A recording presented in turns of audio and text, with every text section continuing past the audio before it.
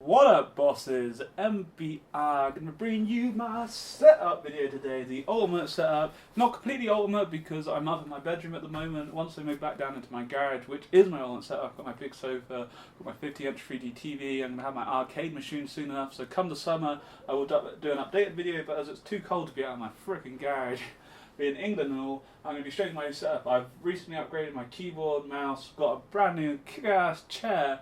So yeah, let's get on with it. So to start things off, we have my new badass DXRacer Chair. This is the King Series. The model is the OHKF06NR King. It's in black and red. I really like this. It was either white, green and black, I believe, and green and blue.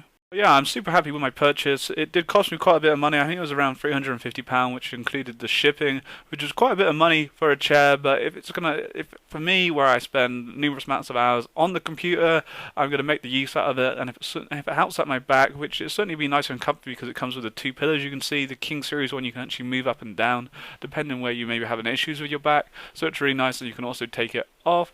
Like I say, if you're going to make the use out of it, then I don't think it's too much money, and it feels like a quality product. A lot of it is actually metally based, so it should last a time. So now moving on to my computer, which is actually 6 years old. I bought this back around May 2010, which is super crazy to think of it, and it's still absolutely owning the time up now. The only two things I've changed on it is the graphics card and power supply, and did buy a new case actually, as the other one was a bit dated.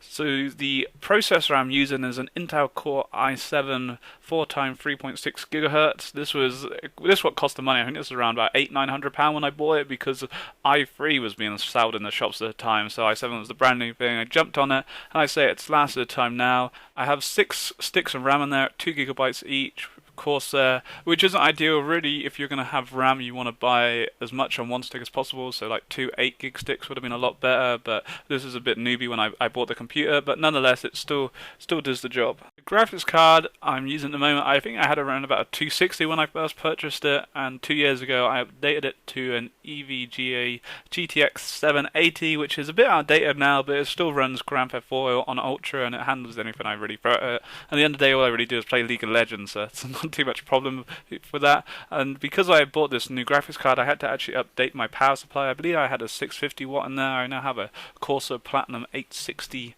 WPSU. I've also got 4 hard drives currently in my computer at the moment. One being an SSD, which I run my operating software off, and then 3 additional hard drives. One's 2 TB, one's 500 gig, and another one which is 4 TB. This is all to do with my editing. With Fraps, it uses up so much file space, so it's really handy to have the additional memory there.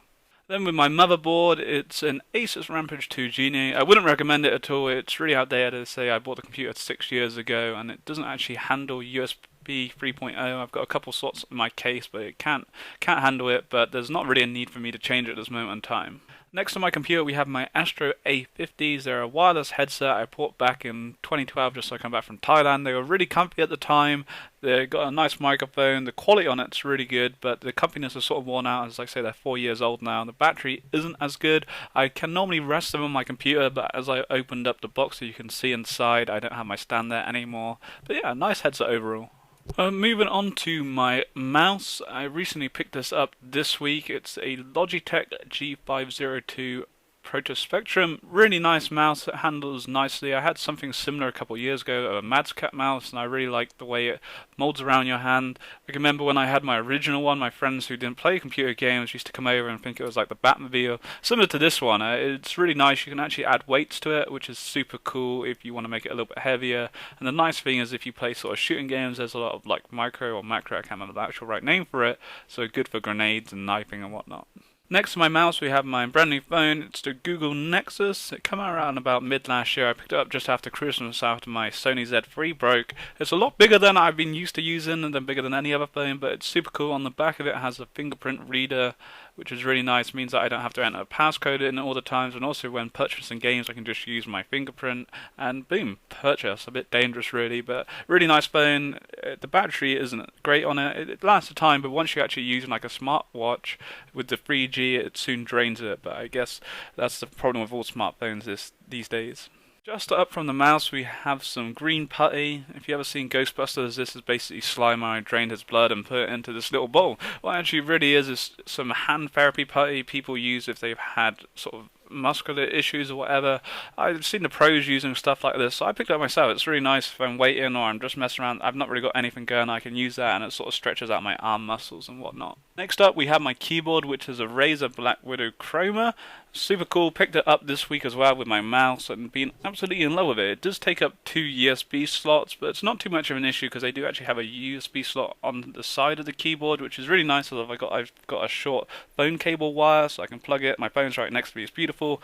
One of the main advantages of the keyboard, it's not necessarily necessary, is you can pick up the same version for about £50 cheaper, but you can have a light show. As you can currently see at the moment, once I actually press a key on the keyboard, it goes in and out, all the lights. You can have it rainbow effect, so it's constantly doing that all day long. Up to you, or you can just have it plain white, blue, whatever you want. It's fully customizable. You can download profiles off Razer's website for free. Super cool. I would recommend this keyboard. So up from the keyboard, we have my dual monitors. Could not live life without dual screens anymore. It's so handy when I'm playing games. I can have videos on the left hand side. When I'm editing, I can have bits and pieces here and there. It's amazing. So they are an LG. They're both 24 inches.